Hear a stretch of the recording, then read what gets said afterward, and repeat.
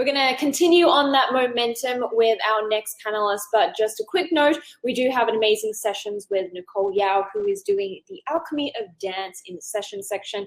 All right, so our next talk is with a co-founder of Extinction Rebellion, Clare Farrell. We're talking about fashion on a dead planet. And basically, she has a background in UK fashion industry, and she works at educating on fashion ethics and sustainability. So Claire, over to you. Okie doke. Hello, everybody. It's nice to be here, and thank you for coming. My name's Claire, and I'm one of the co-founders of Extinction Rebellion here in the UK. We set up Extinction Rebellion for many different reasons among us, but personally, I have a background in fashion, and I've been educating on the issue of fashion and ethics and the environmental impacts of that for, I think, about 10 years now, and trying very hard to make a positive impact on an industry which quite clearly can't really change in the ways in which it needs to, with the conditions and the context that we sit in. And a lot of people have picked up this phrase, there's no fashion on a dead planet, which has been used extensively by the fashion action team in Extinction Rebellion. And that the source of that is actually from a quote from a guy called David Brower, who was an environmentalist. He said, there will be no business to be done on a dead planet. And I looked him up recently because I quoted him in my work when I was still a student, and I was inspired by the clarity, I guess, of that statement. And I listened to him doing an interview in the 1990s when he was really quite old. He helped to found Friends of the Earth and worked to set up the Sierra Club and many other things. But his interview interested me actually because it really was full of things that we say now, which I think a lot of us feel are new, and they're really not. People have been ringing this alarm for a very, very long time. He used phrases including the words like hubris, compassion, love, describing that we are stealing the future from children. And it seems to me that we're in a moment where it's certainly obvious to me that compassion is not just a moral thing that we need, but it's become a necessity, actually. So to solidarity, and you'll find increasing numbers of academics looking into this, that we understand over a very long period of time that when we look to campaigns for equality and freedom, there's always been this mantra, our freedoms are bound up together. But now that we're in this terrible situation, we must also realise that our survival is bound up together, unfortunately. Now, Extinction Rebellion has been formed to sort of recognise where power lies, in the sense that that's what's holding the status quo together. And certainly our systems of domination and exploitation are all very, very present in the fashion system, which relies heavily on a set of power relations, economic power relations, cultural power relations, and highly racialized power relations as well, which of course we're really sort of feeling that people are paying close attention to right now. The questions that Extinction Rebellion Fashion Action have been asking are kind of looking at these dynamics, like where is the oppression, who is being rewarded, and why. And I think what's interesting in the context of the greater sort of movement of XR to be looking at the fashion industry in this way is that the fashion industry presents a kind of a microcosm of global industry. We know that the fashion industry is entirely reliant on fossil fuels. We know that the fashion industry is entirely reliant on big agriculture.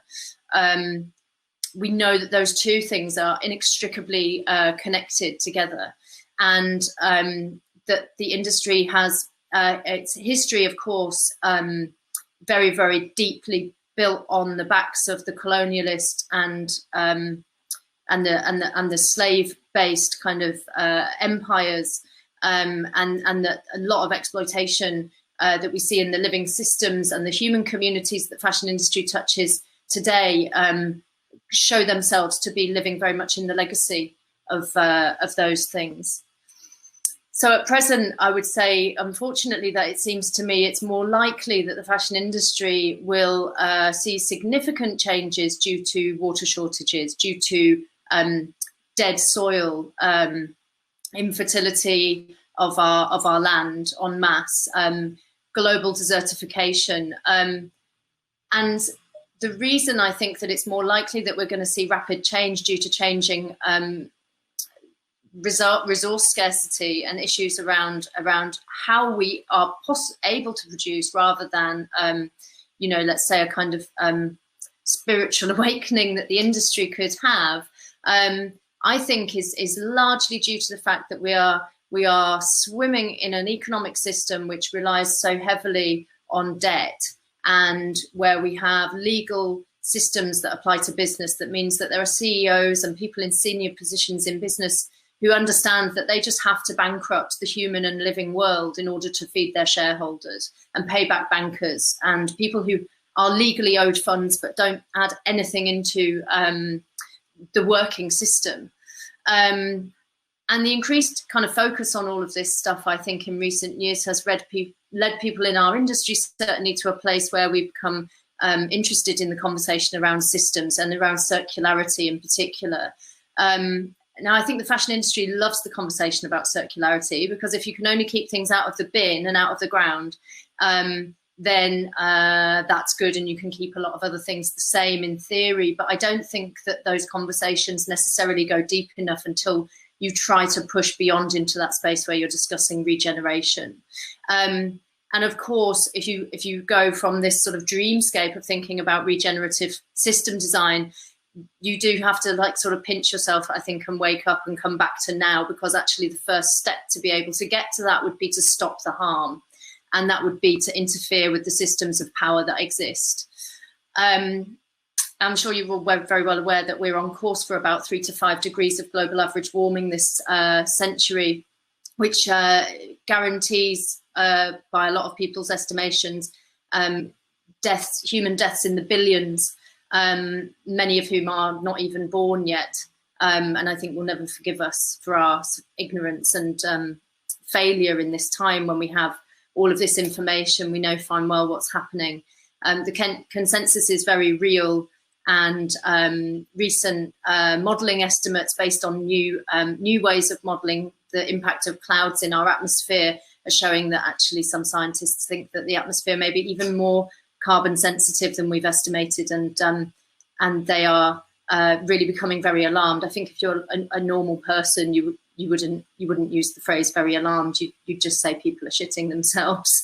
But this has been one of the things that XR has been kind of set up to do, is to try and get people to really find the courage and the language to not only talk about the reality of where we really are, but also to recognise the responsibility that falls on us, only by virtue of the fact that we're alive now, that we're breathing now, that we're teaching now, that we're shopping now, that we're working now.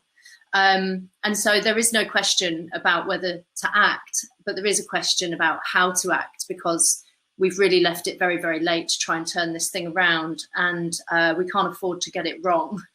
So Extinction Rebellion Fashion Action have been engaged in several different aspects of protest, really. One route that they took was to engage in disrupting London Fashion Week. And we took the protests to London Fashion Week to block the roads around their events, because we know that that's a cultural event. We wanted to speak to the fashion industry and say, hey, if you think that you're leading culture, it's time that you live up to that responsibility. The second piece of campaigning that we've been doing with the Fashion Action has been a boycott, to ask people to take a year of non-consumption of new materials, to focus on cherishing and valuing and caring and repairing for the clothes that we already have. And Extinction Rebellion, we have this saying, tell the truth and then act as if that truth is real. And the truth at the moment is that the coronavirus pandemic has given us a fraction only of the emissions reduction that we need to see each year for at least a decade. So this pause to business as usual is not even enough of a reduction for what we need to do each and every year. And carbon emissions are still going up.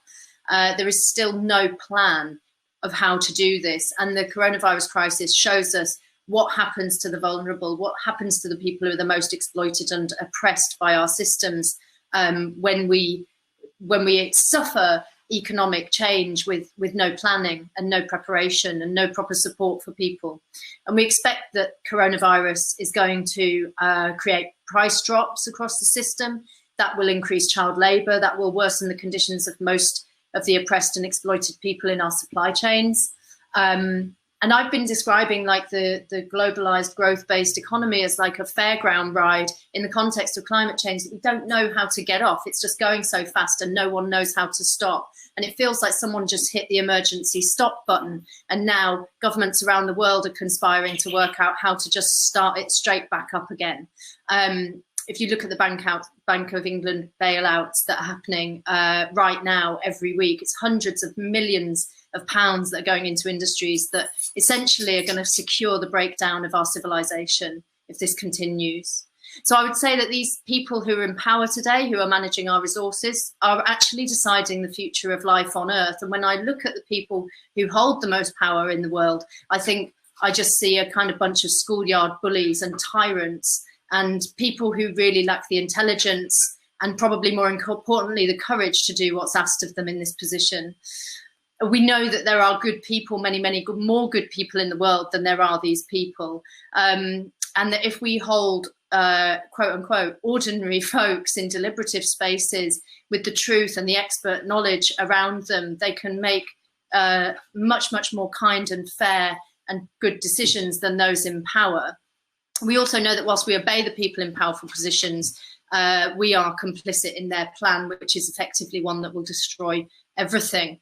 And the only reason to do that is to keep a very small handful of people to be unbelievably rich. And so I think we know quite well that we have a duty to be disobedient at this point. And that's where Extinction Rebellion comes from, a position of loving obstruction, of peaceful refusal and of creative mischief. Because Extinction Rebellion has been set up to be a change movement in the recognition that we have a need to create cultural, spiritual, economic and political change, and that we need to be able to reach the best conclusions together. And to do that, we need to open up very open and radical dialogue together to work out how to deal with the situation that we find ourselves in and go forwards.